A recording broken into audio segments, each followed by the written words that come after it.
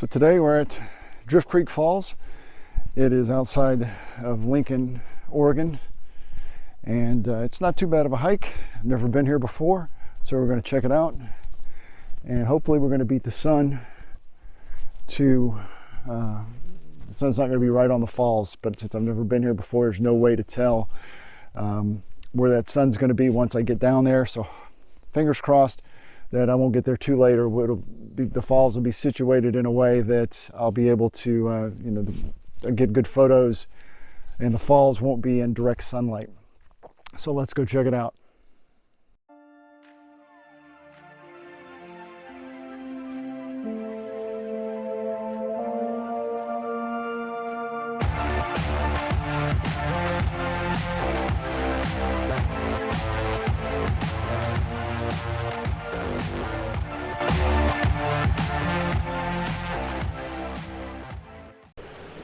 Okay, so made it to the falls just in time. You can see the sunlight is moving and it's getting closer and closer to the falls, but right now the falls all in shade, so it's working okay.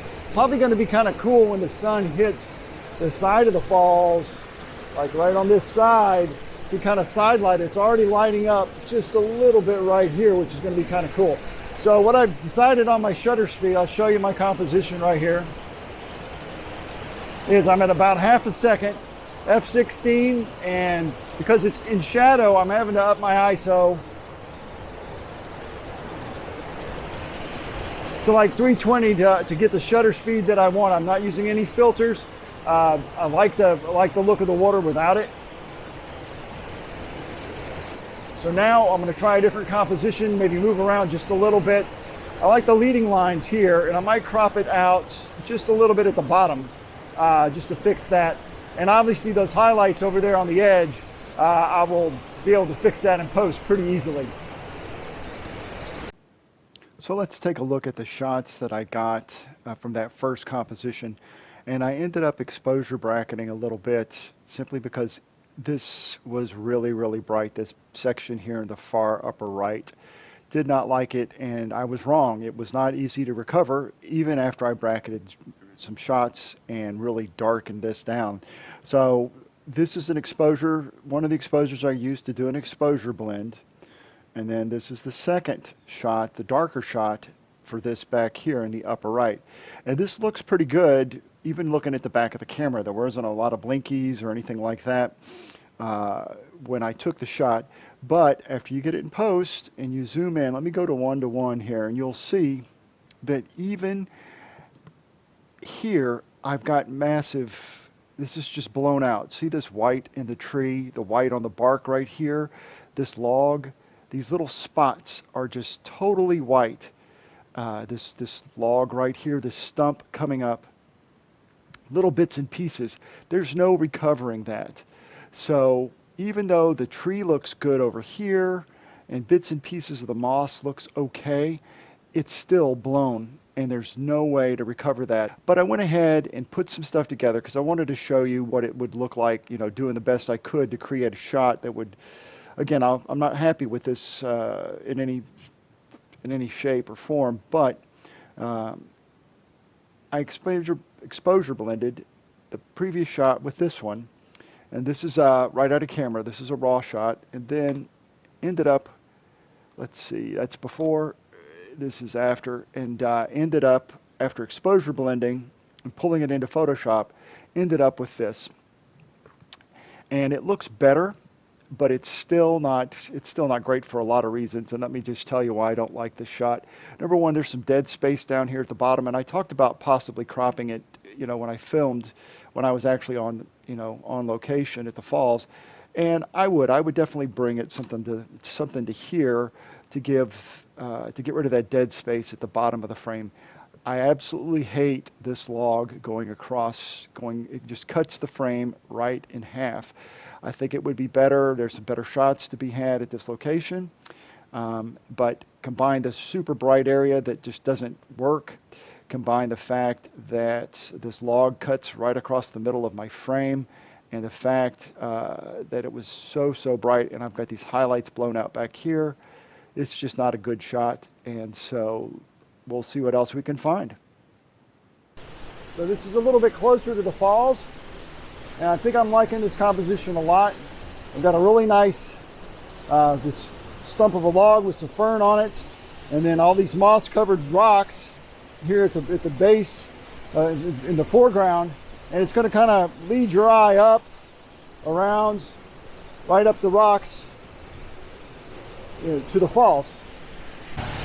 Let me show you what it looks like on the back of the camera. Again, I'm keeping my shutter speed at about half a second, and it's going to be a little bit dark. Hopefully you can see that. I like the smoothness of the waterfall is good, and then the leading lines start here at the very bottom of the frame, down here, and go up into the waterfall. And I'm shooting at f/16 ISO 100 in about half a second.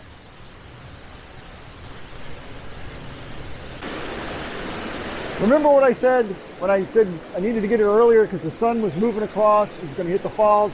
I was absolutely wrong. Even though the sun is going higher in the sky, the shadow is actually moving away from the falls, which is excellent. So the light is actually getting a little bit better on the falls, and the light is not going to hit it anytime soon. And it's totally blue skies today. So that is absolutely awesome. I'll show you what it looks like. All right, you notice that the shadow, when we first was looking at the falls, first got here, the shadows were like much closer and were like almost touching. And now they're moving further and further away.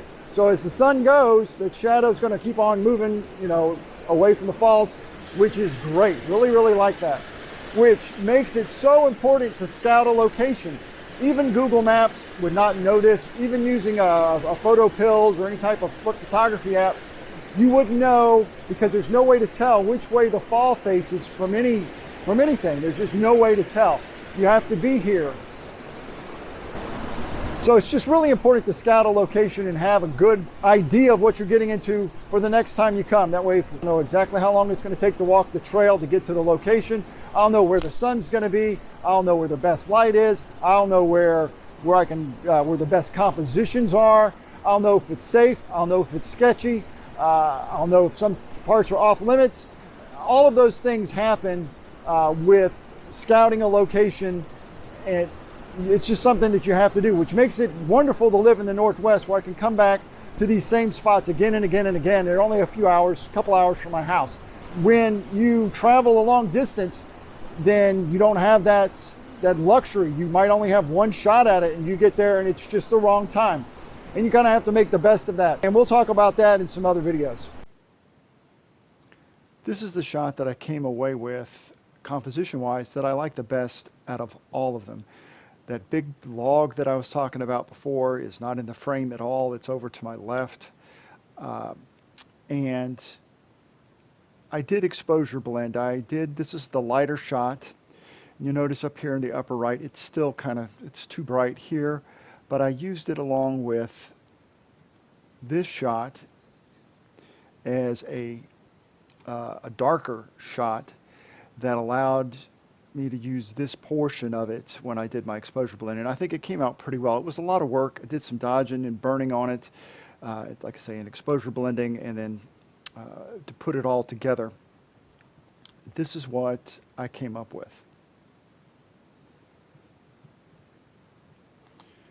And you'll notice that when I let me go 1-to-1 here and let me just show you. I did a lot to bring this down back here, but it's still anymore. If I bring it down anymore, I don't think it's going to even look. It's not going to look better. I think it'll start to look worse. It kind of looks like it's still kind of glowing around this stump that's coming up. But I think it's as good as it's going to get, given the lighting conditions and the time of day. With this is early, this is February, so the next time I go back, these trees are going to have leaves on them. They should have leaves and stuff. This was early, mid-February when I did this, so it's going to be better when I go back now that it's spring and things are starting to leaf out. I'm also going to go back to this location earlier in the day, much earlier, or later in the day, so that I won't have this huge dynamic range to work with and deal with. I really like the composition. I love this boulder here in the front. It's just gorgeous with the green on it. And I love the fern that's sitting here and the stump. The only thing that I could change, which would be nice, is to actually see the falls hit the water back here behind this giant boulder. But there's just no way to make that happen from this vantage point, and climbing up and over these rocks just really wasn't an option. Well, I hope you enjoyed the video to Drift Creek Falls and you got something out of it. Scouting is it's a lot of fun going to a place for the first time, but it's also a roll of the dice because you're not familiar with a location, you're not familiar with how to get there. A lot of things can happen. So scouting is really, really, really important. And the next time you go, it's going to increase your odds to make even better photography. So hope you enjoyed it. And if you liked, give it a thumbs up and subscribe to the channel. And we'll see you next time.